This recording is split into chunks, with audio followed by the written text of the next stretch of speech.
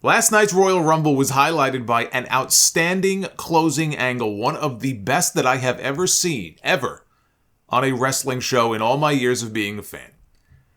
It was the best finish to a Royal Rumble pay-per-view, and it did not even involve the Royal Rumble match, and we have 2 of them now on the show. And usually I hate that. When the pay-per-view does not end with the Royal Rumble match itself, I am not a fan of that. But how can you hate on that closing angle that we got last night? The storytelling was a masterclass. And the stage was set on the pre-show last night when we got the Bloodline in the back. Roman was not happy about Sami Zayn disobeying him and showing up on SmackDown Friday night, which he told him he didn't want him to. Jey Uso said, well, it's my fault. I called him in. I called in a favor. And Roman said, look, tonight the twins, you guys are going to stay in the back. It's going to be me, it's going to be the wise man, and it's going to be Sami Zayn. He's going to be attached to my hip. He is coming to the ring with me. There was no mention of this final test that Roman teased on Raw Monday night, although we would find out later on what that test would be. But that set the stage for what eventually came in the main event. It was Roman Reigns and Kevin Owens. They went on last night for the Undisputed Championship, so you knew they were shooting some kind of big angle. If the Royal Rumble was not going on last, maybe it would be The Rock. Maybe this was going to be the night that, Sami got whacked. Something was going to happen at the end of this show. This was Roman Reigns and Kevin Owens in their 3rd match for the Universal title at a Royal Rumble inside the Alamo Dome. This was the worst of the 3 title matches. As a match, it just was not as good as those other 2. But this wasn't about the match. The match was there to set up the post-match. And those other 2 stories couldn't touch what they did last night. And that's what wrestling is really about more than anything else. It's about the story. This is already some of the best storytelling this company has ever done. 40 plus years, 50, 60 years. We had Roman and Kevin Owens, they had their match, and Roman Reigns wins the match. The entire time you see the look on Sami Zayn's face as Kevin Owens is being beaten down, but he won't quit, he won't give up. It took 3 spears, but in the end, Roman Reigns got the pin. Rest of the Bloodline comes down to the ring. Solo Sikoa is out there. The Usos are out there. They're going to put the, tribal lei on Sami Zayn. Jey Uso is going to put it around Sami's neck. And Roman stopped him and said, not yet. We're not ready yet. And they proceed to savagely beat down Kevin Owens. As savagely as you can do a beatdown like this without blood. Right? If this were AEW, the entire ring would have been one giant pool of blood. But there are certain limitations here to the PG product that WWE has. So even though an angle like this really could have used some color, you kind of knew we were not going to be getting that. But they beat the hell out of Kevin Owens. And they handcuffed him to the top rope. And they gave him 12 super kicks in a row from Jimmy and Jey Uso. They got a chair in the ring. Roman Reigns was threatening to hit Kevin Owens, a defenseless Kevin Owens with the steel chair. And it was Sami Zayn who stood in his way and stopped him from doing so. And he was trying to convince Roman, you don't have to do this. You're better than this. You made your point. He's defenseless. You don't have to do this.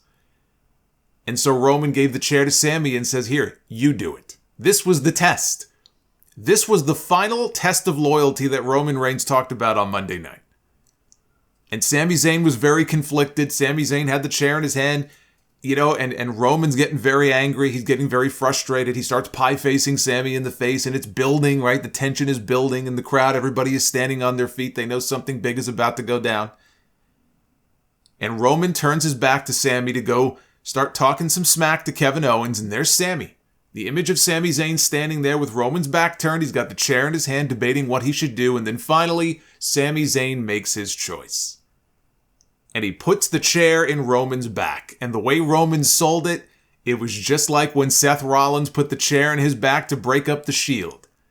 All those years ago. The pop for this, when he hit him in the back with that chair, the pop for this was as loud as anything that I have heard in years.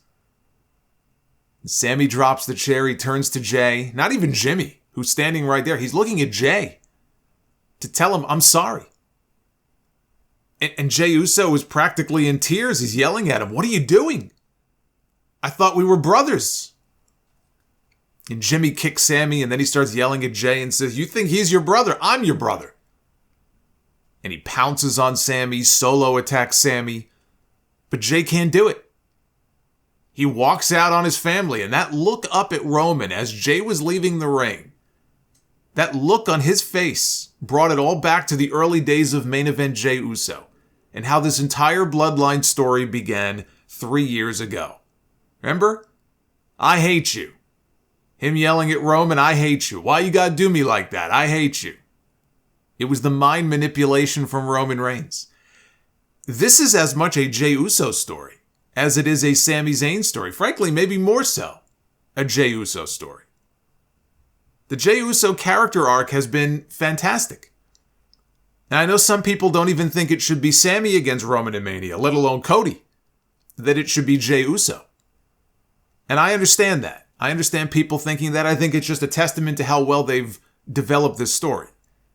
But you need to look at the bigger picture. Where does Jey Uso go after that?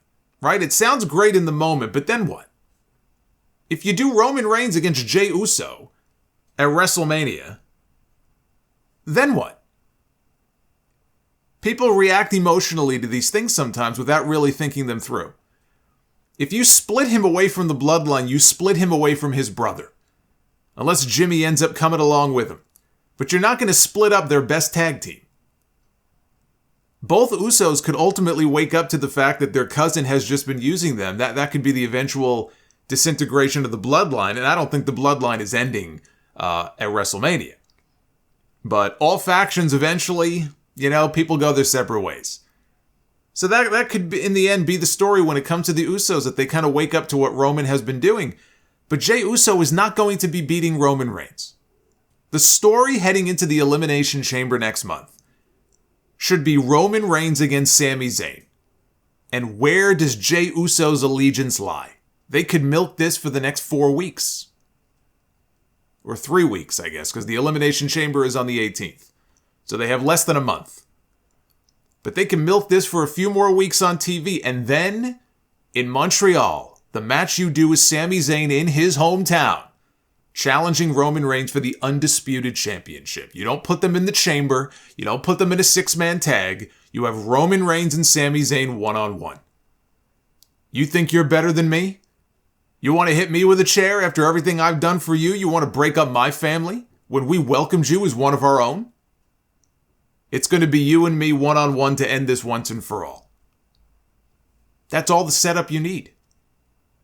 And Sami Zayn finally has awoken to the fact that Roman has been using him and manipulating him this entire time, exactly as Kevin Owens told him.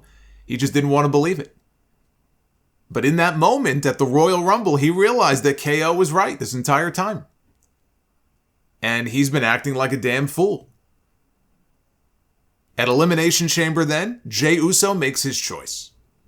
Last night, Sami Zayn made his choice. Jey Uso at the Elimination Chamber can make his, which would be to help Roman Reigns. In the end, he falls back in line. Jey goes back home to his family. Roman wins at the Chamber, and we get Sami Zayn and Kevin Owens against the Usos at WrestleMania for the undisputed tag team titles. With Cody Rhodes challenging Roman Reigns for the championship, it's like his music says, wrestling has more than one royal family. It's not the Samoans, it's not the Bloodline, it's the Rhodes family. And Cody has his own story arc to complete, to try to win the title that his father never did, that his father had taken away from him. It's the story he told on Raw almost a year ago. Could you put Cody's story off until SummerSlam and do Roman and Sami at WrestleMania instead? Yes, of course, you could do that. But Montreal is the right place for Sami Zayn to get his shot. And I believe that whoever beats Roman Reigns, whoever that person is who finally dethrones Roman Reigns, should be the next person they build around, not for 800 days or 900 days, because we're not going to see another run like this for years, maybe ever, frankly, ever again in this company. And I'm sure it's very tempting for them to have Roman Reigns hold on until the end of May so he could hit that 1,000-day mark as the champion. Sami would be a hell of a payoff, but for short-term gain. Cody is the guy they are going to build around as their champion after Roman. I would not hate it if Sami beat Roman. I think that would be a fabulous payoff to the story, but we need to be realistic about this. There is a reason that they are doing that pay-per-view in Montreal. Their first pay-per-view in Montreal in almost 15 years. There is a reason they picked that show on that date for that city. And yeah, I mean, they could call an audible. They could have Sami win the Elimination Chamber, get a big win in his hometown, get a shot at Roman, then at WrestleMania. Cody's already won the Royal Rumble. You completely overshadow that if Sami gets a title match at WrestleMania. And you screw up the Mania plans for Kevin Owens and for the Usos. So you may not like it, but that is where the story is headed. And I think that is the appropriate direction for the story to be headed. But I cannot say enough good things about what they did at the close of that show last night.